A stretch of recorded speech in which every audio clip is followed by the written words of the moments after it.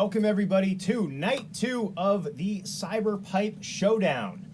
I'm Eli Harrington, Vermont, Tawana, joined here by my guest Rajan Tech. Raj, thanks for being back here. Great to be here.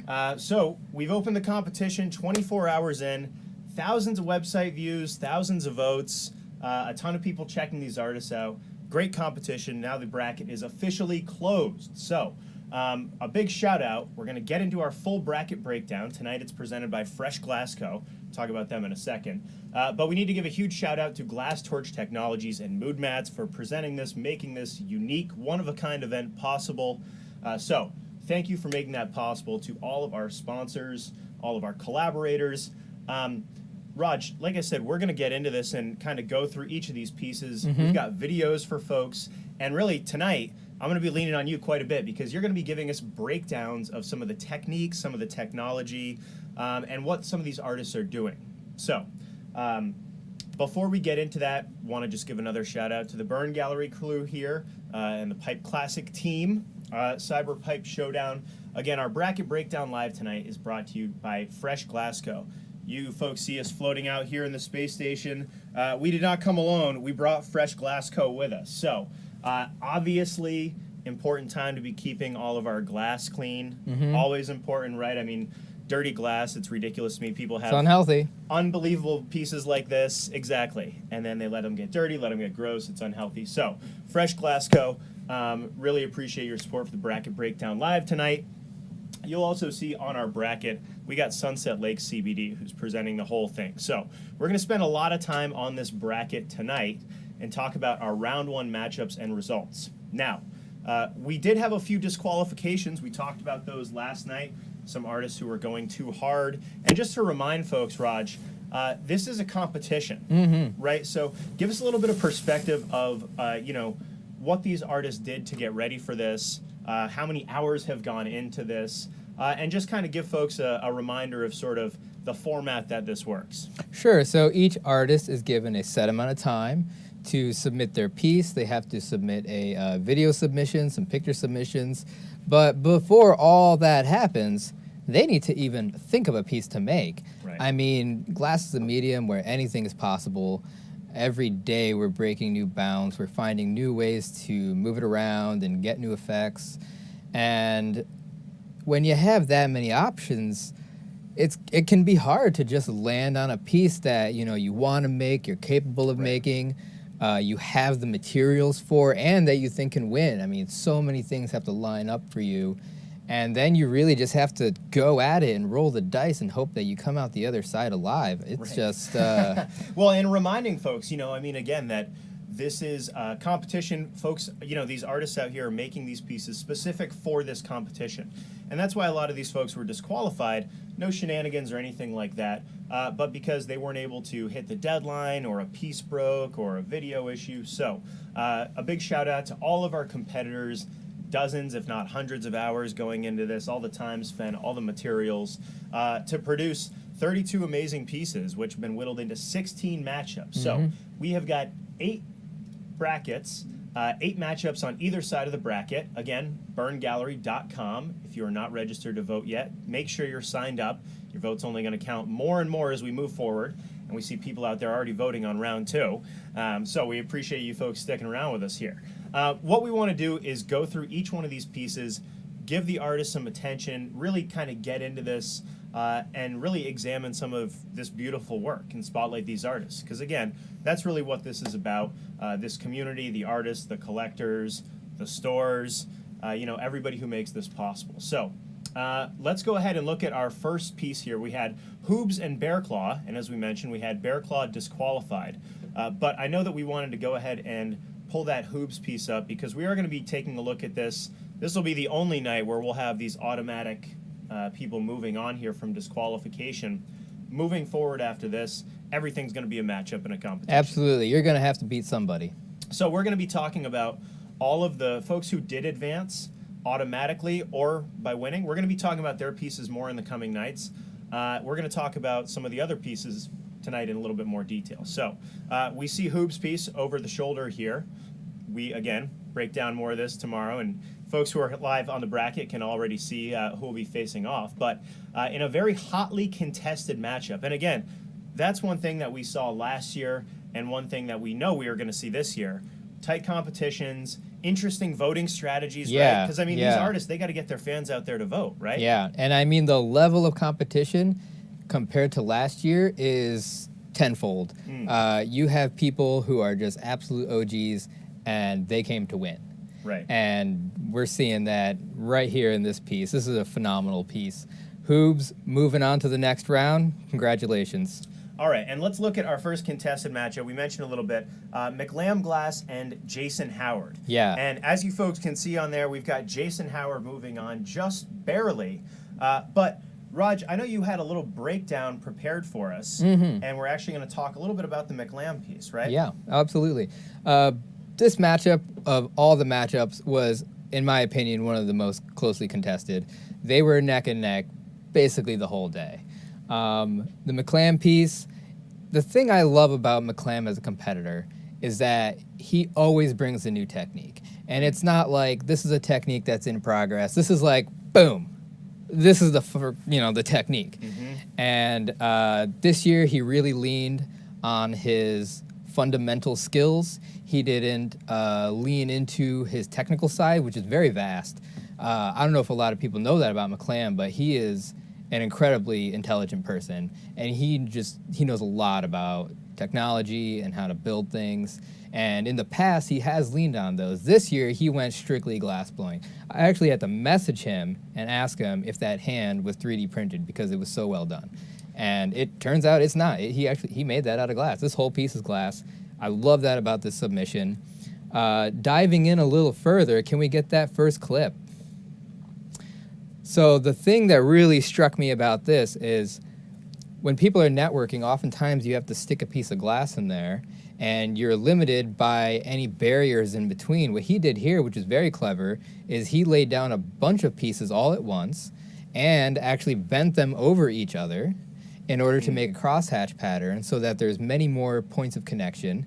And then, after the fact, used gravity to level them all out into a single plane again. I thought that was very well done. And the other thing that really struck me about his piece is it seems like every piece of rod has been reworked. A lot of times you can just take the whole rod and shape it as you will, but it seems like he took the time to pull each one out to a specific diameter to suit the piece.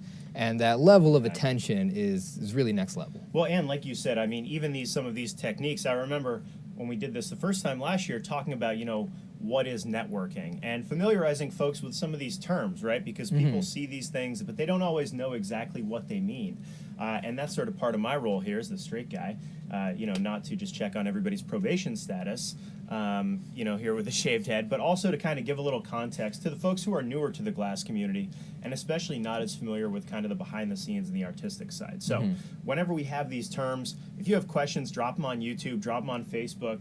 We are checking everything, and we'll go back and explain stuff. But that breakdown of the networking, and the difference of technique of what some of these artists do to differentiate themselves, and maybe what they pick up from some of their other peers as well. Okay, so we had the McLam piece and the J. Howard piece. And actually, there was another aspect of this McLam piece I wanted to pull up. So a lot of times, you've seen people make stringer stack milli where they put the image at the end of the tube and they work their way up that tube, basically matching the colors to the image behind it, and that's how they develop that image. Okay. Because otherwise, you're just stacking stringers that could go anywhere, and that really helps keep you on course. This is the first time I've ever seen anybody use it for networking. I thought that was incredibly ingenious. And these are, again, the use of these different techniques on top of each other. Some kind of analysis that you don't always see other ways. So, Raj, I want to encourage you, plug your Instagram here, Raj and Tech, too, because we know that you're always talking with folks. Yeah, Raj and _Tech. We know that you're talking with folks, a big part of this community, and appreciate sharing this expertise with us. So, I think we're ready to move on. We are ready. Okay, so we also had Blossom Glass, who is moving on against Robo Glass. Yeah. Blossom Glass, remember from last year, we'll talk about that piece in more detail, but I know you had a breakdown on the Robo Glass piece Sure, as well. sure. Let's pull up that first clip from Robo.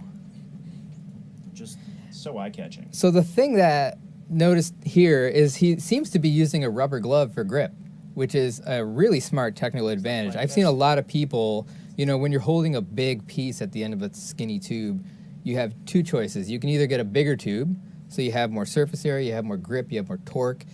But as you go skinnier, or as that piece gets bigger than maybe you anticipated, the torque of that weight is gonna eat away at your hand. It's gonna fold right over. And so sometimes when that happens, you have a couple of choices. You can add more grip, and I've seen people use grip tape, beeswax, spit, all sorts of stuff, and he seems to be using what looks like a rubber glove, and I thought that was a great move. His piece is not moving on, but there's so much about it that's just really well done. His terminations are sharp, his color game really on point, and as you can kind of see in this picture, he built it up in such a way that when he got towards the end, he was really running out of elbow room. He could only get his torch in so many ways, but he still went for it, and he pulled it off, and I think it was a great piece. And again, being able to look beyond these, we encourage you folks at burngallery.com. You can actually see videos of all the competitors and get to know them a little bit more. And we encourage you, follow these artists too. Support them beyond this competition. Something catches your eye, even if it doesn't move on in the bracket. It's really just a great opportunity for these artists to be spotlighted. Absolutely. And see these pieces, which, are going to stick with people whether they move on or not. So, all right, VT Burrow. Moving on past Blue Soldier Art in one of our uncontested, going to be facing off against Blossom Glass in the next round. And then we also had Punty, familiar name in the pipe classic scene, faced off against Kairu Glass, moved on automatically. Now, towards the bottom of the bracket, we had Oak and Nady Love doing battle. Yeah. And this is one we were talking about before this this Oak piece. So I know you had a little breakdown on it because this was something that, nostalgic, eye-catching, for a lot of us, especially of a certain age and generation, and a piece that I thought was really well done. But I know you had some notes for us on that Oak piece as well. Well, first off, congratulations, Oak, for coming back again a second year. Yeah. Sometimes the weight of a loss can just crush somebody's soul. When, like I said, there's so much on the line, and when you don't win, sometimes that can just really take the wind out of somebody. So it's great to see someone like Oak just pushing through that, coming back again, coming back better. And he's a very fundamentalist competitor. He knows what he does good, and he leans into that. And we saw that in this piece. Are we able to pull up that clip? I think folks from here in the Northeast, right? Repping Quebec, I believe. Canada? Is that it? Yeah. I believe so. So the thing I really noticed here is how he used that fiber blanket to kind of tilt the piece back. When most pieces get lost, it's when you start going horizontal. You have, all this weight hanging from the piece, either, underside or overside while you're working it. And then when you start to go back, that's when that weight really wants to torque on the handle. And that's when most pieces get lost. So he made a good move there, really supporting it and bringing it under. And then actually using that, he was able to just place it right in the kiln. Unlike one of those thermal pads, you actually have to lift it off of that into the kiln. And then once again, you're putting the full lateral weight on that piece, even for a brief moment. Even if you're taking it in and out of the kiln, things can just fall and crash. Well, and this is something, people have been devastated at Pipe Classic, and this is a big part of, I think, pipe making competitions, glass competitions, right, is not only designing these, making these, executing them, part of that execution is just moving stuff. Yeah. And I mean, it's happened, the burn gallery floors, have seen RIP, have seen some beautiful glass get destroyed just moving from one spot to another after we thought everything was all said and done. So I think another thing, having the artist perspective is looking at all those points of vulnerability, because that's where you see the skill, right? And the technique is, being able to make this executed, but also it's got to make it to the kiln, got to make it out. Exactly. Right? Exactly. All right, wonderful. Congratulations, Nady, for moving on. I was gonna say, let's not, we'll not to just fly over the winners here. We're gonna be talking about all these folks, and can already see the bracket starting to fill up with votes. Which again, voting for the second round is open, so feel free to slide in there. Now, this one is one we were watching right up until the end. KT Scissor Baby going up against Shaggy, narrowly scrapes by less than 20 votes. And interesting, this is a competition. It's pure democracy. Absolutely. It's people out there clicking the button, being registered voters per the website, which you can see instructions at burngallery.com, and then really rallying people. And they might all vote at once in the beginning to build a big lead. Visually that might help. They might all vote towards the end to try to make a run at the end. So very close matchup. Big shout out to KT Scissor Baby and also to Shaggy, for such a close breakdown. And I mean, like you said, there's a campaigning aspect to it. How well do we draw people from our social media and our friends and our family and bring them to the event? And it really helps grow everyone else's votes too, because they're not just here voting for you, they're voting on every bracket. Right. And so it's all really just a community-driven thing. It doesn't necessarily matter if this person has more followers or however it goes, they're all being pushed into this pool. And if there's anything we've learned from the past Pipe Classics that are physical, everyone brings a different size posse. And most oftentimes, people vote outside of their posse because, they just, something about a certain piece catches them so much more. Right. Well, it's part of that. It's part of that overlap too, right? Yeah. And kind of elevating everybody with this. Right. Now I know these are two amazing pieces here, and I know that we have video for both of them, right? And so there's a couple things that really struck me about this Scissor Baby piece. Is she hand mixed a lot of this color, and when you're competing in person, you don't really have that luxury. It's a time-consuming process. As you're burning that glass, you're eating away at it. It gradually does lose workability. At a certain point, it devolves into a non-compatible state. And on top of that, she's using a very difficult to work color. And so the fact that she went the extra mile, kudos. The fact that she used that strategically, kudos. And I see this a lot, but a lot of times when people sculpt a figure, it's usually a lady. And the fact that she went to sculpt a guy, that's just... Hey, a little diversity in the glass scene, right? I mean, yeah. It is nice. You do get to see some of the artist personality behind the scenes here. Yes. And, it was kind of reminiscent almost of, the Oscars statue when you just kind of first glance and see that statuesque figure. Yeah. And actually, can we pull up a couple of those Shaggy clips? So here we see him going in, and he used a foot as the base of the piece, which I think is very clever because it allows you to get a really wide base by sweating a lot less. When you have to blow a bubble out wide, you're hugging that torch, you're heating a huge piece of glass, and to get it to blow out and have your wall weight even, it's a lot of work and it's a lot of sweating, and it's gonna burn you out pretty quickly. Yep. So the fact that he went for a foot to get that base, because his piece was huge, and it looked really thick and really heavy. I mean, he put a lot of layers on that face to sculpt it. He put a lot of attachments on this thing. Oh, I mean the 40 bottle, it's just like, it's extremely collectible. A lot of these pieces, this one jumped out at me. Absolutely. So well done, Shaggy. Well done, Katie. Congratulations, Katie, for moving on to the next round. All right, and then the last matchup that we had on that side, and again, that is the Sunset Lake CBD bracket, we had Hensley Art Glass moving on past Happy Time Glass. So we can see votes already starting to come in. We will have round 2 tomorrow night at 6:30 p.m. Eastern Time, every night here, presented by Glass Torch Technologies and Moodmats. A good reminder before we move over to the other side, Glass Torch Technologies, prize we have up for grabs here is some serious technology, right? We've got some serious torches. I think we'll be able to actually show them to folks later on in the week. But, this really is a big deal for the competitors. This is the kind of technology that, can help set you up in the future. So yes, we really thank Glass Torch Technologies and Moodmats again for making that possible.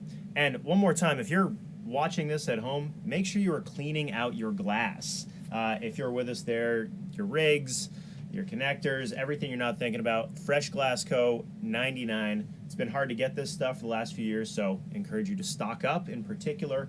And a big shout out to Fresh Glass Co. for even out here in space keeping all of our heady rigs nice and clean. So let's move over to the other side of our bracket, Raj. We had up top Jaywalker Glass moved on past Catfish John, which I was really excited to see the piece that was produced by Catfish John.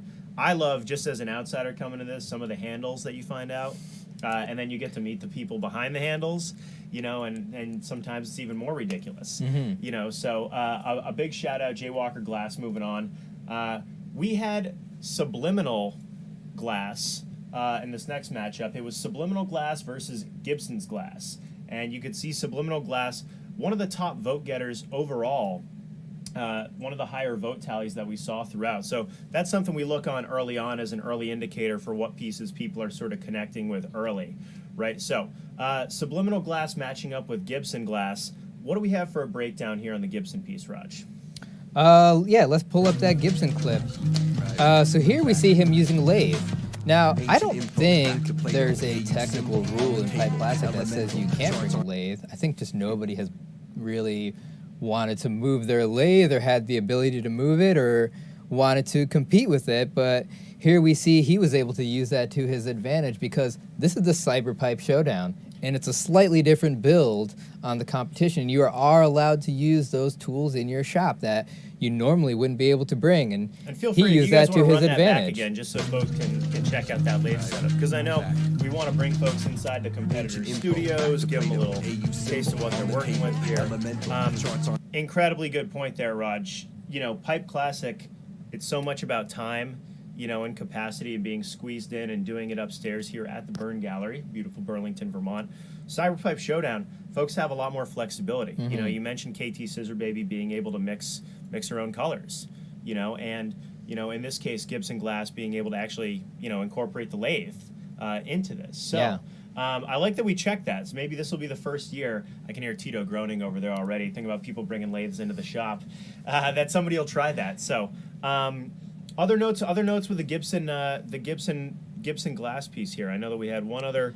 Yeah, I mean, he really used that lathe to his advantage, and he went big. Now, I can't quite remember what I was going to say about this one. This was our piece with, this is Gibson and Subliminal still here. Yes, yep. Just a moment. Yeah, I mean, one thing that jumped out at me, again, when you just look at all these sort of going piece by piece, different themes that come out, as far as different artists, and another reason to go check them out, because one thing I'll just tell folks, getting into the Instagram pages is this person always making, is it elephant on the string? Is that their thing? Is it chinoiserie? Is it a pattern? Is it a style? Kind of what they do. So Yeah. that's something I'm always looking at, especially with these super stylized pieces. So this is why I couldn't remember what I was going to say about this one, is because I couldn't figure out what he was doing.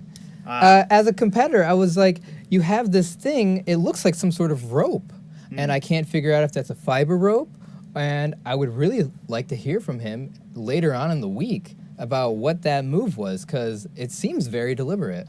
I like this. So this is another part of, again, having these videos for competitors to showcase their technique. I know one thing I wanted to mention to folks. Tomorrow, Wednesday at 5:30, you've actually got an Instagram Live Q&A with Captain Crunk himself, Krunkelstein, two-time winner of the Pipe Classic, back-to-back. That's presented by North Jersey Diamond Wheels. So really, make sure you folks are checking that out. That's going to be 5:30 p.m. tomorrow on the Pipe Classic Instagram channel. So we will be able to go behind the scenes a little bit more with some of these artists, and if you can stump the Raj, well done. So our next piece that we had, Ducks Glass and Rhodes Glass. We've got Ducks Glass moving on, be facing off against Frankie Hess. But I know that we had some notes about the Rhodes Glass piece itself. Yeah, I mean, congratulations, Ducks. That is a phenomenal piece. He came with the shimmer, he came with the shine, he's got contrast, he's got colors all over the place. That is a loud piece, and I think that's really what allowed him to win this bracket. Now, Rhodes went heavy on the fume, and the thing about fume is it's really hard to stand out. I mean, there's so many things about Rhodes' entry that were on point. He had the size, he had the function, he had just high-quality videos, high-quality photos. Everything about that piece was high quality, but I think he did move on from this bracket due to the fume. And the thing about fume is, like they say, it's the first thing you learn and the last thing you master. And to really create a style out of fume that stands out from the rest is incredibly hard. First, you have to have something about the way you do it that's visually unique, and then repeatable. But the nature of fume is that it's a cloud of smoke getting blasted at a piece of hot glass, and it's incredibly hard to control. It's incredibly... It changes throughout the entire process of you working it. He was able to control that enough to really balance his yellows and greens. Those encalmos are deliberate, they're well done. But I think against the high contrast, the shimmer, the shine, the color choice of Ducks, it was a hard one to beat. Well, and this is a big thing, right? I mean, people eat with you eat with your eyes. Yeah. And this is a big part of the digital format. That you've got the video, but it's also just a lot of that is the reaction. And so we look at this. This is not a council of small people voting on this like the Pipe Classic. This is really the public, so this is kind of a spotlight for us into what folks are looking at. And like you said, that eye-catching, sort of just the contrast, the brightness from that Ducks piece, and Rhodes, who it's like a pipe maker's pipe, right? Appreciating all that intricate detail, but maybe the restrictions of the material, of the style, or for whatever reason not reverberating. Yes. A huge shout out to all the folks, especially in the YouTube chat. Like and subscribe. That's how you folks help us grow this. Share it with your friends. But please make sure to subscribe. YouTube really loves that. I know we got Torch Talk in there. They're one of our sponsors. We're going to be shouting you folks out all week. We appreciate you all. Sir Dirty, Glass Surfer, Joey One Love, Timothy Marceau, all the other Canadians out there representing. Thank you all. So appreciate that. Getting back into some of the glass, and again, shout out to both Rhodes and Duke's Glass. Moving on, we've got Frankie Hess moved on automatically past Mama's Glass. So Frankie's going to be up against Duke's Glass. Already starting to go down. And then we had Tammy effin' Baller. I'm not going to read it just because YouTube, Facebook, we're already doing enough allegedly algorithmically illegal stuff here. So Tammy Blanken Baller, one of our favorite competitors in person, moved on past Scolari Glass automatically. And then we had Dr. Jones face off against Joe Morrison. We had Joe Morrison edge that out 125-79, so it's going to be Tammy Baller and Joe Morrison in the second round over there. Yeah, let's check out that Dr. John's piece. And so here we can bring us back to that lateral thing I was talking about. When you have that weight horizontally, you know, that's when things are going to break. So he really did a clever thing here by setting that whole piece down horizontally and then taking that mouthpiece off. Now, unfortunately, like I was saying, you can get a bigger tube to help with that torque, but in order to maintain his design aesthetic, he was limited by the size of that mouthpiece. So even on that blow tube, you can see it's kind of bubbling out from a small connection. So that piece was particularly prone to falling off, and he made sure to not have that happen. The other things he did incredibly well. I mean, the sculpting on those pieces.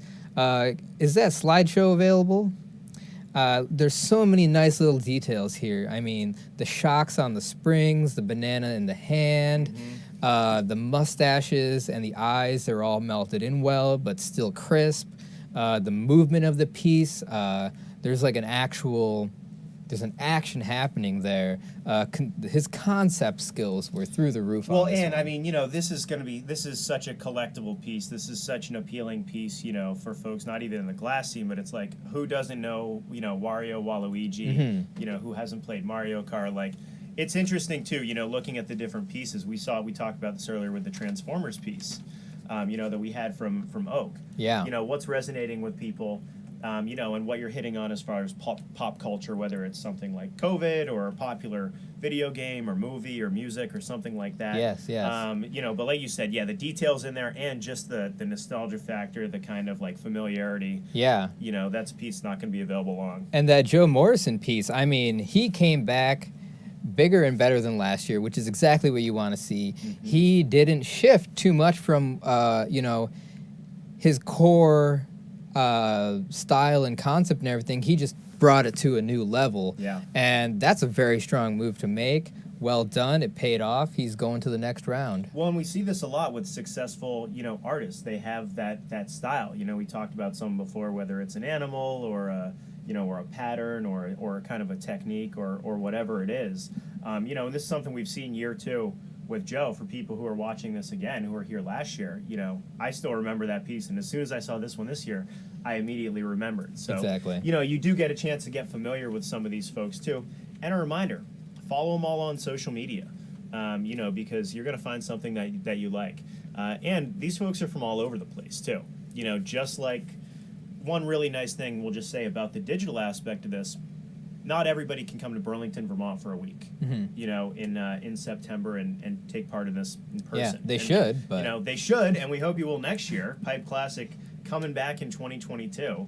I know we're pumped to share this basement with a lot of our friends, but one aspect of this competition, the Cyber Pipe Showdown, is really that it is a national, international, huge thing. So check out where these artists are from, because you never know. Somebody might be in a place like Milwaukee, Wisconsin, doing some of the most amazing glass you've ever seen. And there's a ton of people in the Midwest out there crushing it. So shout out to Terry Sharp, one of our finalists last year. Wasn't able to make it through this year. Disqualified. Faced off against Duran Glass. Duran Glass, strong showing with the total votes already in round two. That's going to be a heavyweight. So we have got Duran Glass moving on automatically. We've also got Simple Glass moved automatically on past McMilliman. So looking at our bracket, and if, again, burngallery.com, this is where you folks go to find all this. You can see we've already got votes that are coming in here. But we do also want to hear from people what's hitting. What is it that is appealing to you, especially the voters, right? I mean, a really cool part about Pipe Classic, being able to get a judge's pass, talk to the competitors, give feedback. So we want the same thing with the online, the Instagram, the Facebook, the YouTube. What do you like about this? And checking in, we've got some awesome folks on the YouTube tonight. Big shout out to Torch Talk. They're one of our overall sponsors. We've got a bunch of awesome ones, including Vermont Cannabis Solutions here in Vermont, Glass Vegas, Glass Alchemy, Flow Magazine, Fat Guy Edibles, Green State Gardener, the Min's Pipe Show, Sunset Lake CBD, presenting our entire bracket as well. We already talked about Torch Talk. Shout out to all you folks out there. Appreciate you. And Also Goods, phenomenal manufacturing company here in Vermont. So Raj, before we send folks off and come back tomorrow night, what are some things that you're thinking about with these pieces, and maybe sort of what are some trends that you see emerging besides a lot of votes, a lot of activity here? Well, when I first looked at the lineup, the first two things that struck me is that there is a lot of competitors whose main strength is construction and assembly. And that meant we were going to see some insane pieces, and we certainly have. The matchups we got coming up are getting tighter and tighter. I mean, at this point, it's just in the voters' hands. So, I mean, I think that's what we're going to see really is what is resonating with people, and also who can help get their folks motivated. You know, because this is a very messy, true democracy here, and that it's about absolute numbers. So we see vote tallies coming in already. We've got tight matchups, but we're going to be coming back tomorrow, Wednesday, the 22nd. We already mentioned that we've got an IG Live. That's going to be with Captain Crunk. That's going down on the Pipe Classic Instagram. So hope you're following the Burn Gallery. Got to be following the Pipe Classic Instagram. That's where a lot of the stuff's going down, including Captain Crunk, a.k.a. Krunkelstein, and that is presented by North Jersey Diamond Wheel. So that's going on tomorrow. We've had glass drops going on each of the last few days. Check out the burngallery.com website because people can actually bid on these and buy these pieces. You know, I mean, it's great that we get a chance to highlight them, you know, and get a chance to see them here. But ultimately, this is about the artists, you know, about collectors, about being able to get this functional art out there into people's hands and functioning. And if you're going to be using that art functionally, make sure you're cleaning it off with your fresh Glassco here. Again, just one of the no-brainer, you know, sponsors making the bracket possible tonight, and just one of those things that you don't think about until you see that gross piece sitting there and you're embarrassed. So take care of your heady rigs out there. Big shout out to Fresh Glassco. Raj, I know that we've got, maybe we want to preview a little bit more here just before we sign off. You got a huge interview coming up later this week. Oh, yeah. We're talking about, you know, some OGs like Snodgrass who are, you know, so hard to nail down. You actually went all the way to Pennsylvania for a special interview, right? You want to tell these guys who you talked to? Well, I got the very much privileged to talk to Willie and Wally and get their whole story and about how, you know, the Glass Torch Technology company evolved over time and the hardships they went through and the trials and tribulations, and really, you know, just a good backstory on who they are as people. I feel like the industry doesn't know. They don't come out to a lot of events like they used to, and there's a lot of new glassblowers out there who may not even know who they are, even though they, you know, use their torches. So we really got a good opportunity to showcase that, and I'm super excited for everyone to see that. Awesome. Well, huge shout out to you for being able to get that, and to everybody for making that happen. Glass Torch Technologies and Moodmats, thank you again, our presenting sponsors. We talked about tonight's Bracket Breakdown Live sponsor, Fresh Glassco a ton. Sunset Lake CBD, you'll see them all week presenting our entire bracket.